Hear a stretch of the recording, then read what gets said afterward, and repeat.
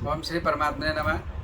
मैं प्रोफेसर हरि हृदय अवस्थी अपने परम पूज्य गुरु जी प्रोफेसर पंडित भगवत शरण शुक्ल जी के साथ में Awasthi Ayurveda anatomy yoga and spirituality channel पर हार्दिक स्वागत करता हूँ। ये हम लोगों का सौभाग्य है कि गुरु जी गीता को जिए हैं, गीता का अभ्यास किया है। वो वेद मूर्ति हैं, तपोनिष्ठ हैं और गीता के वेदों के उपनिषद के विशेषज्ञ हैं। तो उनके साथ में हम लोग इस 14वें अध्याय के 19वें और 20वें श्लोक का अध्ययन करेंगे। गुरु जी सरल भाषा में उसका व्याख्यान करेंगे। तो हम लोग चलते हैं गुरु जी की ओर। यम ब्रह्मा वरुणेन्द्र रुद्र मरुतस्तुन्वन्ति दिव्यैस्तवैः वेदैः साङ्गपदक्रमोपनिषदैर्गायन्ति यं सामगाः ध्यानावस्थितद्गतेर्मनसा पश्यन्ति यं योगिनो यस्यान्तं विदुः सुरासुरगणा देवाय तस्मै नमः। कृष्णाय वासुदेवाय हरे परमात्मने प्रणतक्लेशनाशाय गोविन्दाय नमो नमः। हम लोग इस गीता या ज्ञान यज्ञ के शुभ अवसर पर इस चैनल से संबद्ध सभी विद्वद्गण, सभी जिज्ञासु छात्रवृंद, सहृदय सज्जन वृंद एवं इस चैनल के संस्थापक तथा प्रबंधक आचार्य हरिहृदय अवस्थी जी, हम लोग आज इस गीता यज्ञ के चर्चा के अवसर पर 14वें अध्याय में 19वें और 20वें श्लोक पर चर्चा करेंगे। जैसा कि आप लोग सुन रहे हैं, यह जो अध्याय है ये गुणत्रय विभाग योग नामक अध्याय है। इसमें सत्व, रज एवं तम इन तीनों गुणों के संबंध में जितने भी विचार हो सकते हैं, भगवान श्री कृष्ण ने उन सभी विचारों का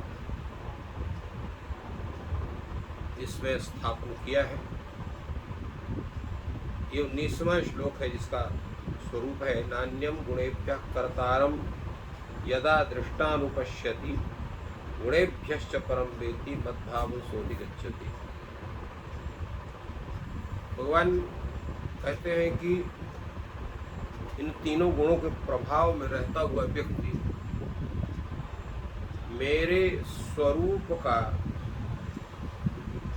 जो है वो प्राप्त करता कैसे बनेगा, क्या उसकी स्थिति है। क्योंकि सत्व गुण से प्रभावित व्यक्ति सत्व संबंधी आचरण करेगा, उत्तम लोकों की प्राप्ति करेगा। उसमें रहा अमलान लोकान, जो अमर लोक, एक जगह कहा, दूसरे जगह कहा कि जो है उत्तमान श्लोकान लोकान, उत्तम लोकों को प्राप्त करता है।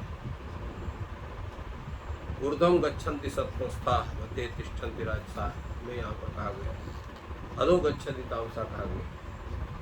और यहाँ भगवान कहते हैं कि जो जिस समय इन तीनों गुणों से अतिरिक्त अन्य किसी को करता नहीं देखता है और तीनों गुणों से अत्यंत परे सच्चिदानंद स्वरूप उस परमात्मा को तत्व से जानता है, ऐसा ही व्यक्ति भगवान के स्वरूप को प्राप्त कर सकता है। भगवान ने कहा गुणेभ्यः न अन्यम कर्तारम यदा सदृष्टा अनुपश्यति। जो दृष्टा है, देखने वाला है, देखने वाला कौन है? ये जीव ही है जो सब कुछ देखता है, संपूर्ण संसार को भी देख रहा है और संपूर्ण संसार में होने वाली जितनी गतिविधियां उनको भी देख रहा है, इसलिए दृष्टा हुआ। और वह गुणेभ्यः अन्यम कर्तारम यदा न अनुपश्यति। वो देखता है कि जितने कर्म हो रहे हैं उनके मूल रूप में केवल एक गुण है, सत्व गुण है, रजस गुण है, तामस गुण है। हर किसी में पूर्ण संपूर्ण सद्गुण दिखाई पड़ रहे हैं, सदाचार दिखाई पड़ रहा है, सद्विचार दिखाई पड़ रहा है, सद्ज्ञान दिखाई पड़ रहा है। तो वहाँ सत्व गुण क्या दिखता है? जहाँ पर संसार के प्रति जो है आसक्ति दिखाई पड़ रही है, विविध कर्म करने की प्रवृत्ति पड़ रही है, सकाम कर्म की स्थिति बन रही है, वो रजोगुण का प्रभाव। इसी प्रकार जहाँ प्रमाद है, आलस्य है, मोह है, अज्ञान है, जहाँ पर अनेक दुष्कर्म में लोग उसके कारण प्रवृत्त होते हैं, वो स्वरूप जहाँ बना हुआ है, वो तामस का प्रभाव। तो इसलिए तत्त कार्य विशेष के अनुप्रेरक के रूप में वहां पर कौन उपस्थित हो रहा है? तत्त गुण उपस्थित हो रहे हैं। वहां पर सत्व गुण उपस्थित हो रहा है, रजोगुण उपस्थित हो रहा है, तमोगुण उपस्थित हो रहा है। तो इसलिए इन गुणों के अतिरिक्त कोई भी व्यक्ति किसी अन्य को करता नहीं देख पाता। इसलिए भगवान ने कहा यदा दृष्टा गुणेभ्यः अन्यम कर्तारम न अनुपश्यति। ऐसा जो व्यक्ति है वो गुणों के में देखने वाला व्यक्ति वो ब्रह्म के स्वरूप को नहीं प्राप्त कर सकता है। वो सांसारिक जीवन में ही जी सकता है, अनेक योनियों में उसको जन्म प्राप्त हो सकता है। जो सात्विक है वो स्वर्गादि लोक को प्राप्त करेगा, जो राजस है वो मनुष्य शरीर को प्राप्त करने के साथ साथ अगर उसके कर्म बिगड़े हुए हैं तो अन्य योनियों को ही प्राप्त करेगा। और तामस के लिए निश्चित है कि वो अधोलोक को ही जाएगा। अधो गच्छन्ति तामसा, भगवान ने कहा। तो इसलिए सबके मूल में ये तीनों गुण वहां पर उपस्थित हैं, जो कर्म के तत्त रूप में उसके नियंत्रक होते हैं, उसके कर्ता के रूप में उपस्थित होते हैं। इसलिए इन तीनों से संबद्ध व्यक्ति किसी को भी उनको जो है मोक्ष प्राप्त नहीं हो सकता। तो भगवान ने कहा मोक्ष कैसे प्राप्त होगा? तो कहा गुणेभ्यश्च परम वेत्ति। जो ये समझता है कि इन गुणों का भी कोई एक नियामक है जो मुख्य करता है। ये गुण तो ये बीच के हैं। तो बीच का जो व्यक्ति है, जो स्वयं दूसरे से प्रेरक होकर कुछ तत्त कार्य का वो संचालन करता है, लोगों को उस कार्य विशेष जो है संचालन कर रहा है, वो मुख्य जो है व्यक्ति नहीं है। मुख्य व्यक्ति कौन है? तीनों गुणों के से ऊपर जो है बैठा हुआ है, जो तीनों गुणों का भी संचालक है। उसी के प्रेरणा से तीनों गुण तत्त लोगों मनुष्यों के या तत्त जीवों में उपस्थित होकर के उसे तत्त कर्म के संप्रेरक बनते हैं। तो जो ये कहा जानता है गुणेभ्यश्च परम वेत्ति, इन तीनों गुणों से ऊपर और इसे संबंध रहित उस सच्चिदानंद पूर्ण परमात्मा को, इन तीनों गुण संबंध से रहित जब उनको उस निर्गुण निराकार स्वरूप जो अभिन्न स्वरूप है वह एकमात्र, जिसको हम सच्चिदानंद शब्द से कहते हैं, तो वो क्या है? इनसे पर है। उसमें ये गुणों का तात्पर्य क्या है? इन गुणों का प्रभाव सबके ऊपर पड़ता है, चाहे देवता हो, चाहे मनुष्य हो, चाहे पशु हो, चाहे कोई भी योनि के हो, सभी इन गुणों से प्रभावित होते हैं और सभी में वो स्वरूप दिखाई पड़ते हैं। हम उतने लोगों को जान पाते हैं जिनसे हम संबद्ध होते हैं। अभी एक वर्णन मिलता है हमारे एक जो है संबंधी के यहाँ, एक जो है कुतिया थी, वो एकादशी के दिन वो किसी भी प्रकार का कोई आहार नहीं लेती थी। अगर उसको रोटी वगैरह दिया जाता था तो उसको छिपा देती थी। अब उसको कैसे पता है कि आज एकादशी है, आज द्वादशी, आज त्रयोदशी है? वो पशु प्राणी है जिसके पास बुद्धि एक सामान्य है, परंतु उसकी जो है पूर्व जन्म की सात्विकता का प्रभाव उसको जो है वो मनुष्यों में होने वाली चर्चा के आधार पर उसको पता चल जा रहा है कि आज एकादशी है और एकादशी व्रत कर रही है। तो इसलिए जीवों में भी, अन्य जीवों में, पशुओं में भी, पक्षियों में भी, उनमें भी सात्विक गुण होते हैं, उनमें भी राजस गुण होते हैं, उनमें भी तामस गुण होते हैं। किसी हम पक्षी को या पशु को अत्यंत आक्रामक देखते हैं, हानि करते हुए उसको देखा जा रहा है। एक है तो एकदम शांत प्रकृति का है, दूसरा है वो दूसरे प्रकार का है। तो ये स्थिति सब में देखी जाती है। परंतु मनुष्य एक ऐसा प्राणी है कि वो कर्म कर सकता है, कर्म का फल प्राप्त कर सकता है। दूसरे केवल फल भोग कर सकते हैं, कर्म नहीं कर सकते हैं किसी योनि में। इसलिए इसको मनुष्य होने को सर्वश्रेष्ठ माना गया, इसके पास अधिक अधिकार है। तो जब यह व्यक्ति मनुष्य जब ये समझता है कि सत्व गुण, रजोगुण तमोगुण, इनसे भी पर कोई एक शक्ति है जो वो सबका नियंत्रण करती है और उसको तत्वतः उस शक्ति को, उस परमात्मा को जानता है। सहा मद भावम अधिगच्छति, भगवान कहते हुए मेरे भाव को, मेरे स्वरूप को, मेरे सामर्थ्य को जान करके तद्रूप प्राप्त अर्थात मोक्ष को प्राप्त करता है। ये भगवान का कहना है।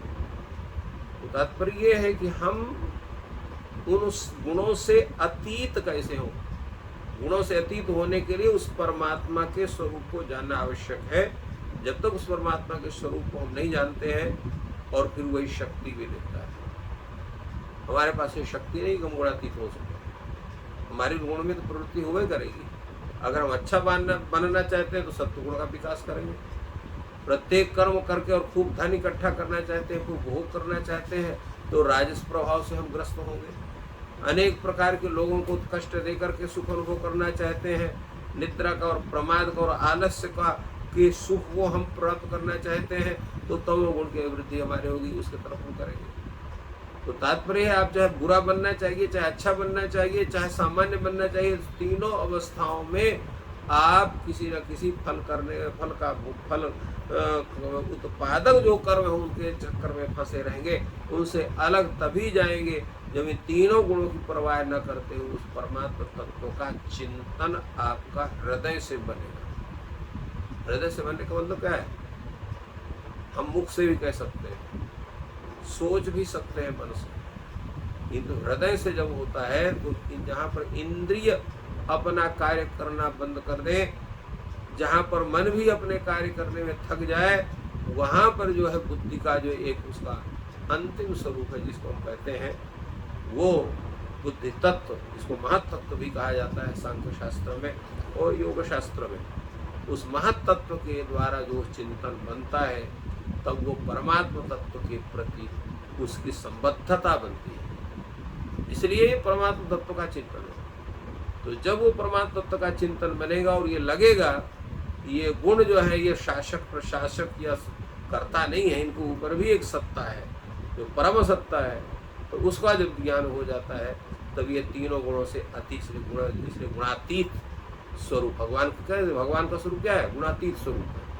तो गुणातीत स्वरूप को वो व्यक्ति प्राप्त करता है। इसलिए भगवान ने कहा गुणेभ्यश्च परम वेति मद्भावम गुणातीत भाव यत् मत्स्वरूपम वर्तते तत्स्वरूपम अधिगच्छति प्राप्त होती, उस स्वरूप को प्राप्त करता है। दूसरे भगवान कहते हैं गुणानेतानतीत्यो त्रीन देहि समुद्भवान जन्म मृत्यु जरा दुःखैर्विमुक्तमश्नुते। ये जो तीनों गुण हैं, ये तीनों गुणों के कारण ही हमारे तत्त कर्म होते हैं। तत्त कर्म के आधार पर हमें तत्त शरीर प्राप्त है। मनुष्य में भी किसी को जो है उत्तम कुल में उत्पन्न है, कोई सामान्य कुल में उत्पन्न है, कोई निम्न कुल में उत्पन्न है, कोई अत्यंत धनाढ्य है तो कोई सामान्य है, कोई अत्यंत गरीब है जिसको खाने तक की व्यवस्था नहीं बन पा रही है, बहुत पढ़ा लिखा बहुत जानकार है परंतु घर में अपने परिवार का पोषण नहीं कर पा रहा है। तो ये जो स्थिति सबकी बनती है कर्म के अनुसार, उसका मुख्य कारण भी ये कर्म ही है। और कर्म के विषय में उनका मुख्य कारण हेतु कौन है? तीनों ये गुण। तो भगवान कहते हैं कि जो है देह समुद्भवान एतान त्रीन गुणान देहि अतीत्य जन्म मृत्यु जरा दुख विमुक्तः अमृतम अश्नुते। तात्पर्य क्या हुआ? देह समुद्भवान जो हमारे शरीर में उत्पन्न हुए और त्रीन एतान गुणान, ये तीन जो गुण हैं जो कारण स्वरूप हैं, इसलिए भगवान ने कहा देह समुद्भवान का। देह समुद्भवान का देह समुद्भवा ही जो है समुद्भवा यही ते देह समुद्भवान। देह शरीर जिससे प्राप्त हुआ, तो जिससे ये शरीर प्राप्त हुआ ऐसे बोलते देह समुद्भवान एक हुआ। और देह समुद्भवा ही देह समुद्भवा, देह में उत्पन्न। तो यहाँ अर्थ क्या करना पड़ेगा? देह समुद्भवा, देह समुद्भवा ही देह समुद्भवा, अथवा देहा समुद्भवा यही ते देह समुद्भवा तान देह समुद्भवान। क्या अर्थ करेंगे इसका कि देह में उत्पन्न तीनों गुण या देह के उत्पन्न के जो कारण स्वरूप है ऐसे तीन गुण। तो यहाँ कहा गया, व्याख्याकारों ने कहा कि देह समुद्भवान का जो अर्थ होगा, देह में उत्पन्न तीनों गुण नहीं, अब देह के उत्पादक अर्थात जिसके द्वारा, जिन तीनों गुणों के द्वारा आपके कर्म हुए हैं, उन कर्मों के फलस्वरूप जो आपको शरीर प्राप्त हुआ। तो यहाँ पर देह के समुद्भव में भी, देह के बनने में भी, तत्त देह की प्राप्ति में भी मुख्य कारण कौन है? ये तीनों गुण है। इसलिए देह समुद्भवान विशेषण भगवान ने कहा, देह समुद्भवान एतान तीन गुणान, ये जो तीनों गुण है, इन तीनों गुणों का क्या करें? अतीत्य, इनको जो है पार करना पड़ेगा, इनकी उपेक्षा करना पड़ेगी, इनसे अपने को पृथक करना पड़ेगा। कौन करेगा? देही। देही कौन है? आत्म तत्व। देहा अस्ति असौ देही, शरीरधारी जो आत्मा है, अर्थात जो शरीर को धारण किया हुआ है। तो शरीर का धारण करने के लिए क्या होना चाहिए? शरीर को धारण करने के लिए उसको आधार अधेय स्वभाव संबंध होना चाहिए। तो आत्मा जो है वो आधार होना चाहिए, शरीर को जो है वो आधेय होना चाहिए, परंतु यहाँ तो शरीर में ही आत्मा रहती है, तो शरीर उसका आधार है। तो देहा अस्ति अस्य का ये स्वरूप क्या बनेगा? तो देहा आश्रयतया अस्ति अस्य असौ देही, जिसका जो देह है, जिसका आश्रय के रूप में, आधार के रूप में विद्यमान है, ऐसा जो तत्व विशेष है, जो चेतना विशेष है, उसका नाम आत्मा है। तो वो हुआ देही। वह देही, इसलिए देह समुद्भवान गुणा देही शब्द का प्रयोग किया। देही आत्मा, जो देही वही कहलाएगा जो देह धारण किया हुआ।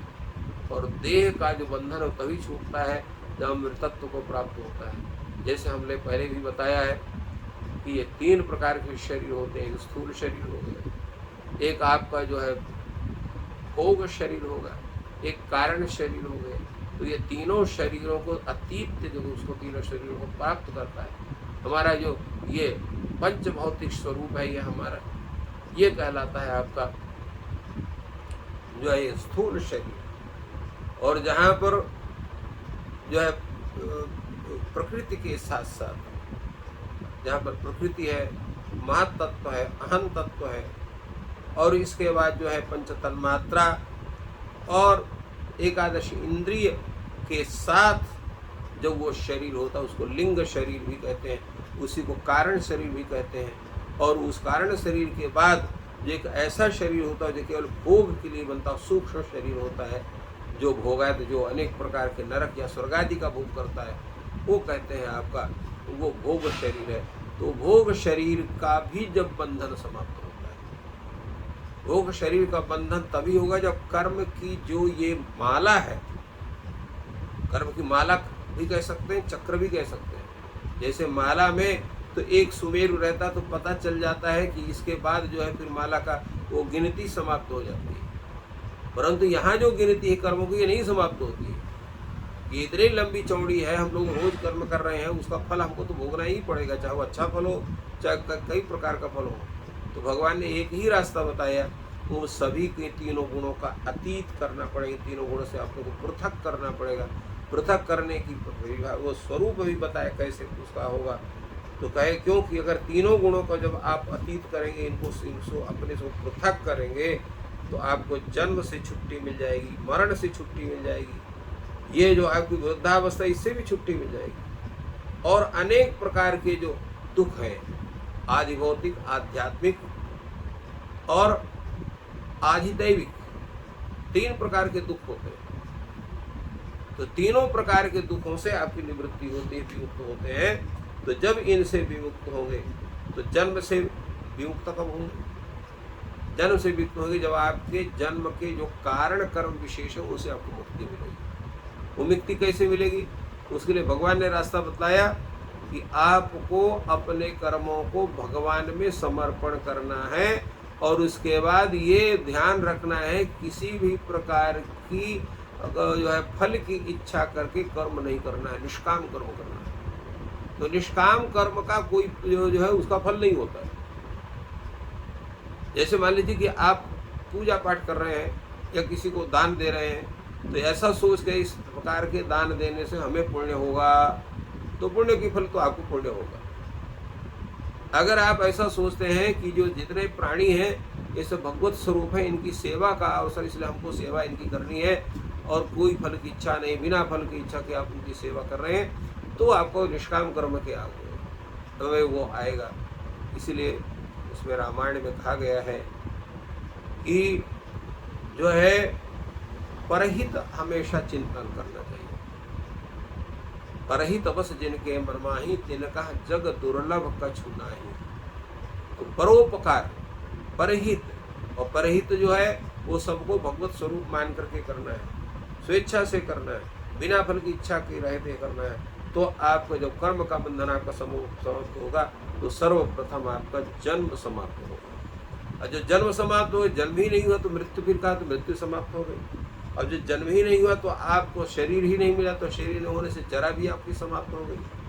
और इसके बाद जो अनेक प्रकार के तीनों दुख हैं, उसका भी मुख्य कारण कौन है? आपके कर्म है।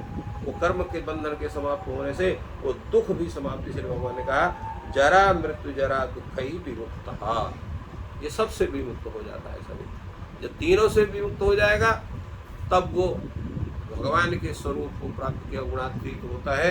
तब अमृतम अश्नुते, अमृतम मोक्षम अश्नुते प्राप्त होती, वह मोक्ष को प्राप्त करता है।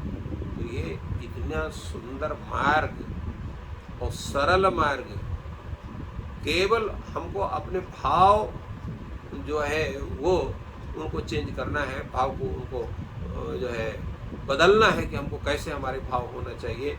तो सात्विक भाव बनाना है। सात्विक भाव बनाने के बाद तद्रूप में व्यवहार में उसको लाना पड़ेगा। सबसे कठिन क्या है? व्यवहार में लाना कठिन है।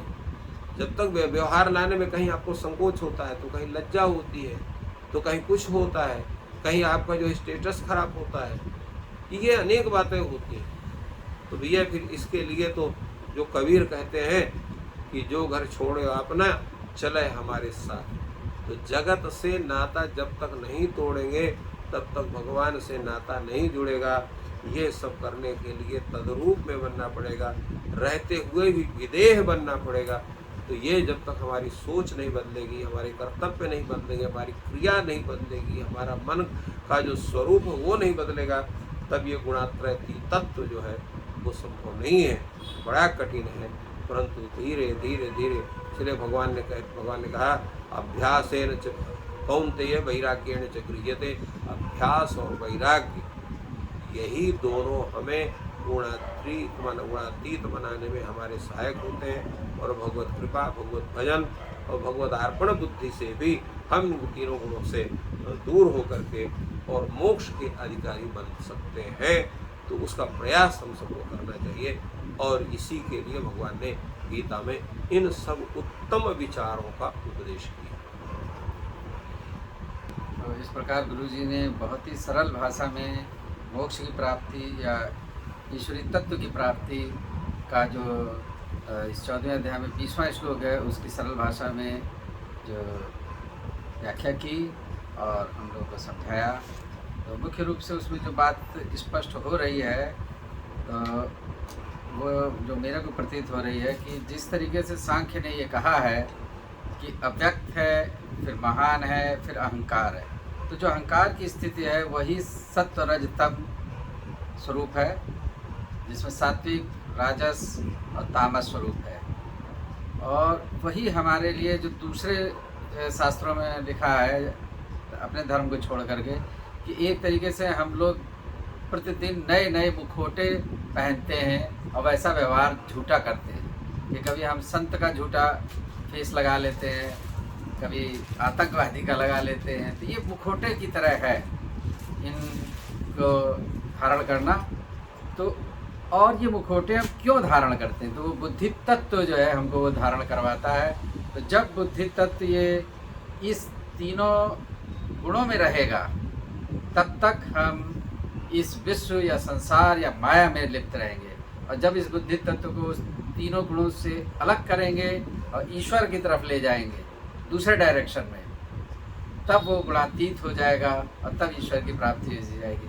तो ऐसा मैंने समझा, तो जो गुरु जी ने बताया और ये वीडियो आप लोग को बहुत ही पसंद आएगा, क्योंकि इसमें सारी गीता का रहस्य बता दिया। और इसके लिए बार बार वैराग्य और अभ्यास करना होगा, क्योंकि अगर आकांक्षा रहेगी तो इन तीनों गुणों के साथ, चाहे संत बनने की आकांक्षा हो, चाहे राजा बनने की हो, या जो है अपना शासन चलाने की है कि आतंकवादी के रूप में कि बस मेरे को तो करवाना ही करवाना है, तो इनसे तभी मुक्ति मिलेगी जब वो बुद्धि तत्व ईश्वर की ओर लगाएंगे, इस तीनों मुखौटों को नहीं धारण करेंगे। तो एक संत का मुखौटा है जो सात्विक का है, एक राजा का मुखौटा है राजसिक है, और एक तामसिक आतंकवादी का है। तो इन मुखौटों को नहीं पहनना है, ईश्वर का ही ध्यान करना है, तब गुणातीत बनेंगे। तो ऐसा मैंने अर्थ समझा। बाकी तो गुरु जी बताएंगे, तो हम गुरु जी की तरफ और ले चलते हैं, जिससे इस श्लोक की और व्याख्या हो जाए। इस विषय में जो पूर्व में बताया गया, गुणातीत बनने की जो एक प्रक्रिया है, उस प्रक्रिया को हमको समझना है, जिसके विषय में भी चर्चा हुई है। कैसे हम गुणातीत बन सकते हैं? क्योंकि कारण क्या है कि ये जो कर्म बंधन है हमारे, ये कर्म बंधन जब तक हमारे समाप्त नहीं होते हैं, तब तक हम इन तीनों गुणों के चंगुल से छूट नहीं सकते हैं। इनका इतना बड़ा भारी इनका जो है ये प्रभाव है, प्रत्येक व्यक्ति के नहीं, प्रत्येक प्राणियों, जो भी प्राणधारी है।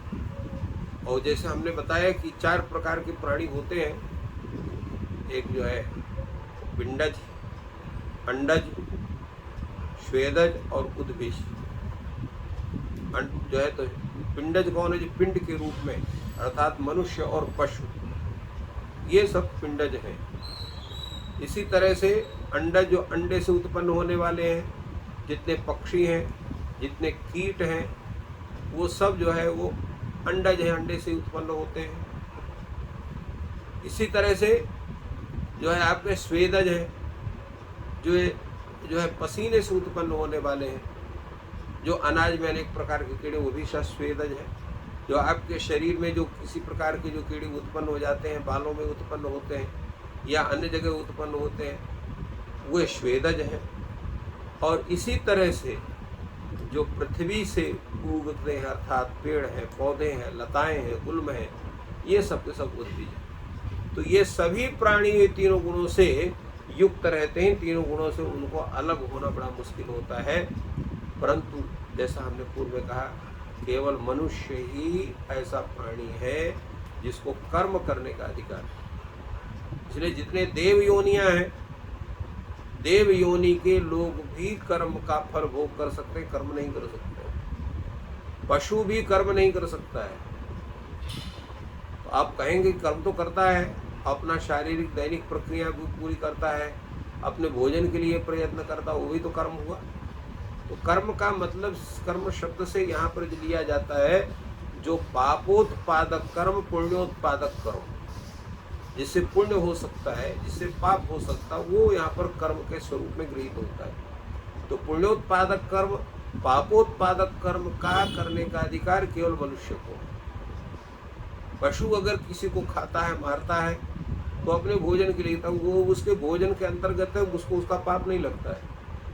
वो 1000 आदमियों को मार डाले कोई पशु, तो उसको एक भी पशु को और उसको 1000 आदमियों के मारने का पाप नहीं लगेगा। किंतु आपने अगर एक चींटी को भी मार दिया तो आपको पाप लग जाएगा।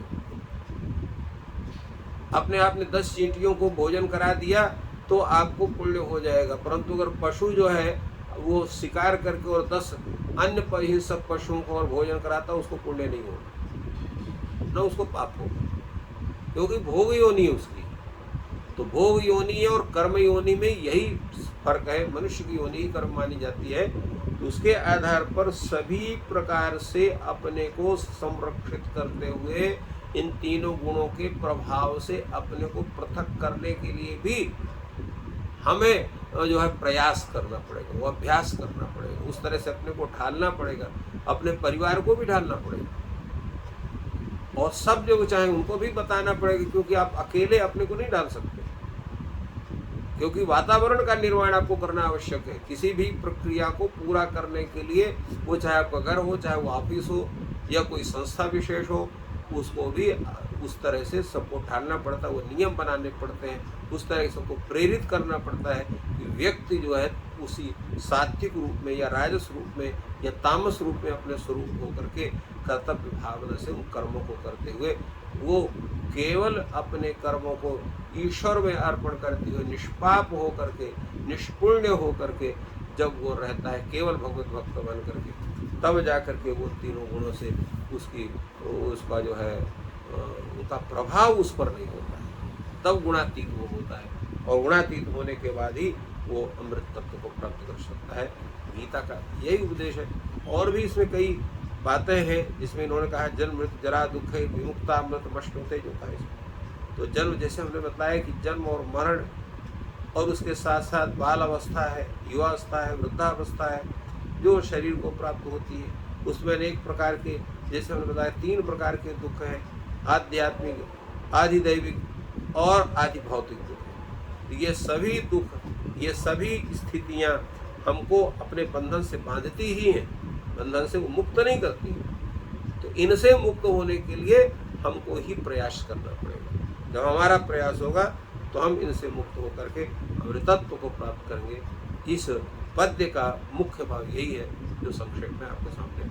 तो इस प्रकार आज बहुत ही सुंदर और गूढ़ विषय का जो है विवेचन हुआ कि गुणातीत हम कैसे हो सकते हैं और ईश्वर की प्राप्ति कैसे कर सकते हैं। तो ईश्वर आपकी सहायता करें कि जिससे आप ये स्वरूप धारण कर सकें और आपका दिन शुभ हो। ईश्वर आपके सभी कार्य संपन्न करने में सहायता करें, आप प्रसन्न रहें, और आपने समय दिया उसके लिए धन्यवाद। Thank you.